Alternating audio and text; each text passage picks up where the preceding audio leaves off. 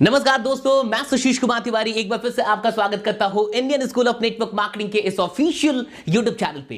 दोस्तों, आज की इस वीडियो को पूरे अंत तक देखिएगा, बीच में छोड़ के मत भागिएगा, क्योंकि आज की इस वीडियो में मैं आपकी एक बहुत बड़ी प्रॉब्लम का अंत करने वाला हूं।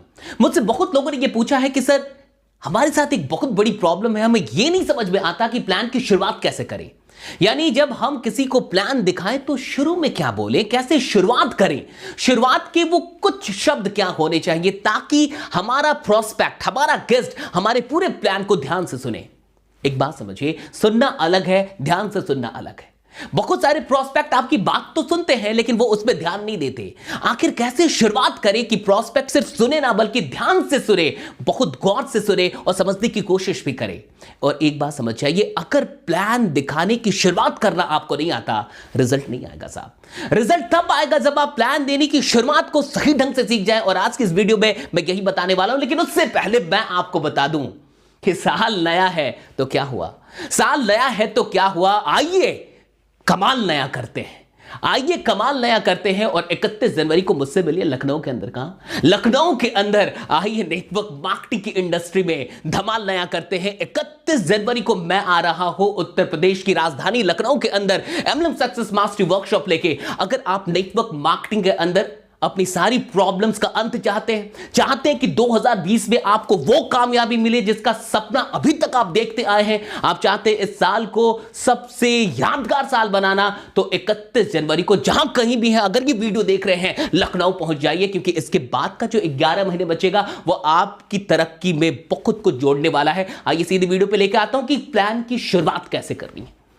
प्लान की शुरुआत कैसे करनी है मैं आज आपको बता रहा हूं। देखिए, बहुत सारे लोग जब प्लान की शुरुआत करते हैं तो कई बार डायरेक्ट प्लान देना शुरू कर देते हैं। बिल्कुल नहीं कर रहा है। जब आप किसी प्लान की शुरुआत करते हैं तो सबसे पहले 3 से 4 मिनट प्रोस्पेक्ट को कंफर्टेबल फील कराने के लिए होना चाहिए। और दूसरी चीज कि उसे यह महसूस हो जाए कि जो कुछ भी आप बात करने वाले हैं इसमें उसका फायदा है। यह बातें आप उसके फायदे के लिए करने वाले हैं, उसकी जिंदगी के लिए करने वाले। लेकिन यह करना कैसे है, आज मैं आपको यह बताना वाला हूं कि आखिरकार ये करना कैसे।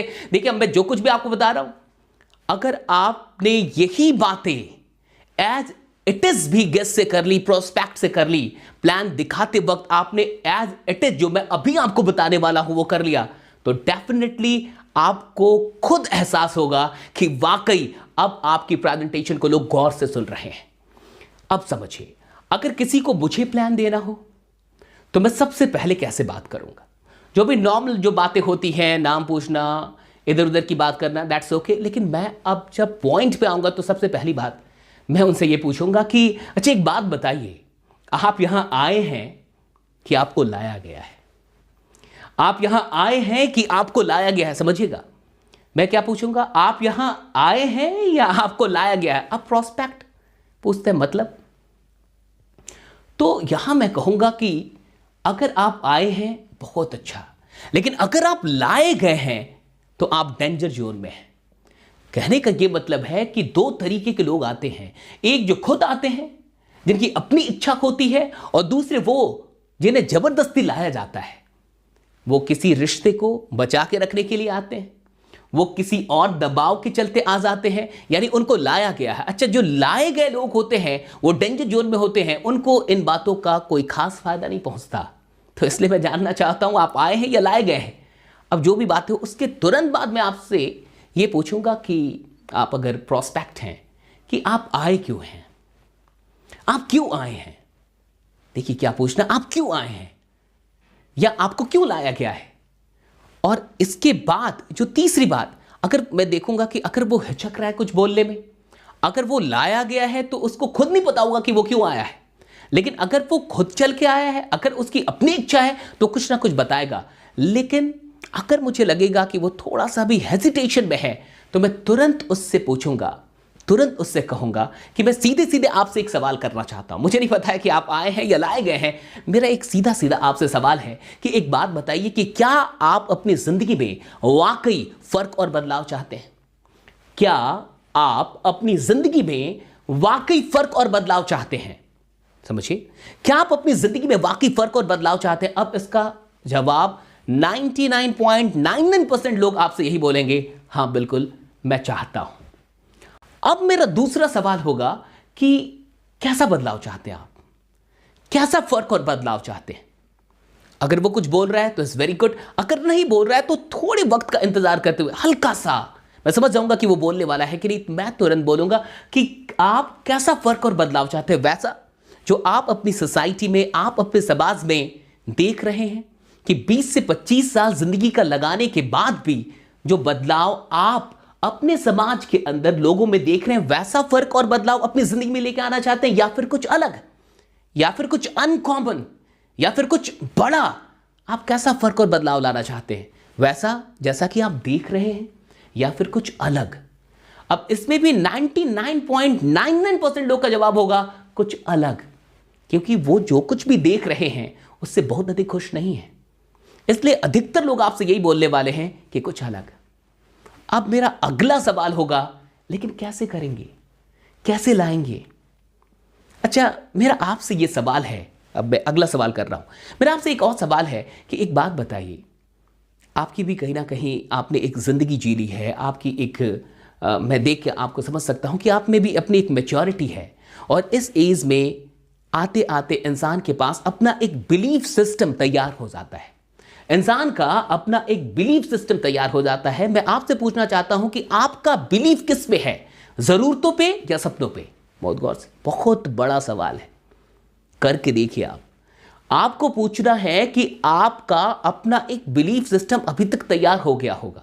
मैं आपसे यह पूछना चाहता हूं कि आपका जो बिलीफ है, आपका जो विश्वास है, वो किस पे है, जरूरतों पे या सपनों पे?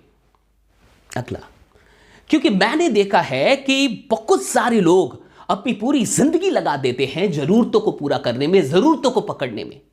कुछ ही ऐसे लोग होते हैं जो जरूरतों पे विश्वास नहीं करते, सपनों को पाने पे विश्वास करते हैं, सपनों के लिए काम करना चाहते हैं।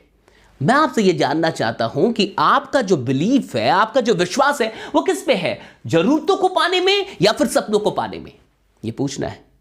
नेक्स्ट, अब आप इतना जानिए कि अधिकतर लोग आपको यहां भी यही कहने वाले हैं कि मैं सपनों पे विश्वास करता हूं, सपनों को पाने में विश्वास करता हूं।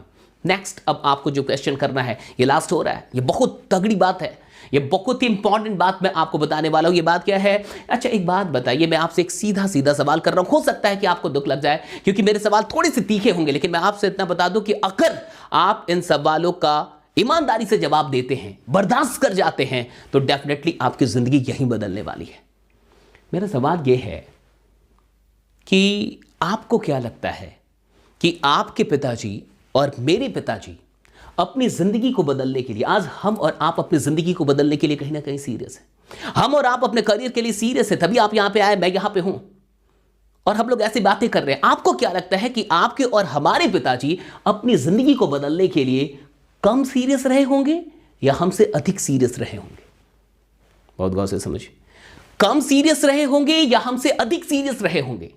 अधिकतर लोग आपको जवाब देंगे अधिक। अच्छा, एक और मैं बात आपको याद दिला दूं कि उस वक्त फेसबुक नहीं था, उस वक्त टिकटॉक नहीं था, उस वक्त इतने सोशल मीडिया नहीं थे, तो डिस्ट्रैक्शन कम था। तो उस वक्त जब हमारे पिताजी और आपके पिताजी हमारी उम्र में होंगे, तो वो अपनी जिंदगी को बदलने के लिए हमसे कम सीरियस रहे होंगे या हमसे अधिक सीरियस रहे होंगे? जो भी बोलता है, आपको पता है बोलने वाला क्या है, वो डेफिनेटली बोलेगा अधिक सीरियस रहे होंगे। अच्छा, जो हमारे पिताजी के पिताजी यानी कि जो हमारे दादाजी थे, वो क्या कम सीरियस रहे होंगे अपनी जिंदगी को बदलने के लिए या अधिक सीरियस रहे होंगे अपनी जिंदगी को बदलने के लिए? जो भी बोलेगा, आपको पता है क्या बोलने वाला, वो वही बोलेगा जो आप सोच रहे हैं। मैं जान रहा हूं कि डेफिनेटली वो बोलेगा अधिक सीरियस रहे होंगे। अच्छा, जो हमारे दादाजी के पिताजी यानी प्रदादा, वो अधिक सीरियस रहे होंगे या कम सीरियस रहे होंगे? फिर से यही बात निकल के आएगी कि अधिक सीरियस। अच्छा, 3 खानदान ने काम कर लिया, 3 जनरेशन ने काम कर लिया। अगर एक जनरेशन 30 साल भी काम करती है तो 90 ईयर्स काम हो गए, 90 साल काम हो गए। और 90 साल काम होने के बाद क्या रिजल्ट है, क्या अचीवमेंट है? क्या 90 किलोमीटर के रेंज में भी हमारे परिवार को लोग जानते हैं? क्या हमारे परिवार के अकाउंट में 90 लाख भी बैलेंस है? क्या हमारे पास एक ऐसा घर है जो वाकई लोग देखने आते हैं? क्या ऐसा आलीशान आज हमारे पास घर है जिसमें जाने के बाद बाहर निकलने का मन नहीं करता? क्या बदला है, क्या बदलाव आया, क्या अचीवमेंट है इन 90 ईयर्स की मेहनत का, आप खुद सोच के देखिए। और अगर इसके बाद भी आपको लगता है कि कुछ अलग जानने की जरूरत नहीं है, तो मैं आपसे कहूंगा कि जानना चाहते हैं या जानना चाहते हैं, जानना चाहते हैं या जानना चाहते हैं। अगर जानना चाहते हैं तो चले जाए, कोई बात नहीं है। मैं शेयर नहीं करना चाहता, मैं उन्हीं लोगों से अपना प्लान शेयर करना चाहता हूं जिनके अंदर सपनों की पाने की जिद हो, जिनके अंदर कुछ करके दिखाने की जिद हो। अदरवाइज मैं अपना टाइम और उनका टाइम वेस्ट नहीं करना चाहता। अगर आप जानना चाहते हैं तो रुक जाइए, और अगर आप जानना चाहते हैं तो चाय पीजिए और चले जाइए। बस इतनी बात। This is the beginning. ये बहुत खतरनाक बिगनिंग मैंने आपको बताई है। अधिकतर लोग आपसे बोलेंगे कि मैं जानना चाहता हूं, मुझे अभी बता दो। और उसके बाद अच्छा, आपने देखा हमने सिर्फ सवाल किया। अब जितनी बार सवाल हो रहे हैं, वो जो प्रोस्पेक्ट है वो खुद जवाब दे रहा है, यानी वो खुद अब जानना चाहता है। और जब प्रोस्पेक्ट खुद बोलता है कि मैं जानना चाहता हूं, तो डेफिनेटली वो गौर से, बड़ी ध्यान से सुनता है। आपने जितने भी सवाल किए, अच्छा इस वीडियो को एक बार फिर से देख लीजिएगा, जितने भी सवाल हुए हैं वो प्रोस्पेक्ट की माइंड सेट को तैयार कर रहा है प्लान के लिए।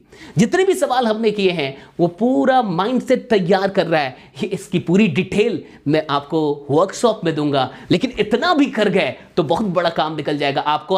बाकी 31 जनवरी को मुझसे लखनऊ में मिलिए। लखनऊ के अंदर जो वर्कशॉप होने वाली है, मैं शर्तियां कहता हूं कि आप 31 जनवरी में उस वर्कशॉप में शामिल होने के लिए अपने इस डिसीजन पे खुद को शुक्रिया कहेंगे, खुद को शुक्रिया कहेंगे, खुद को धन्यवाद कहेंगे, किसी और को नहीं। इसलिए 31 जनवरी को अगर अभी तक आपने अपना पास, अपनी टिकट बुक नहीं की है तो डिस्क्रिप्शन लिंक में जाइए, टिकट बुक कर लीजिए, क्योंकि फिर सीट्स नहीं मिलने वाली है। क्योंकि एक ही टीम, अगली वीडियो में बताऊंगा, एक ही टीम बहुत बड़ी मात्रा में आ रही है। नेक्स्ट वीडियो में खुलासा करूंगा। तब तक अपना ख्याल रखिए। अगर इस चैनल पे नए हैं तो सब्सक्राइब कर लीजिए, इस वीडियो को शेयर कीजिए। अगर आपको ये वीडियो अच्छी लगी हो कमेंट करके मुझे बताइए, लाइक कीजिए। बाकी बने रहिए, जमे रहिए, क्योंकि आपका जीतना सुनिश्चित।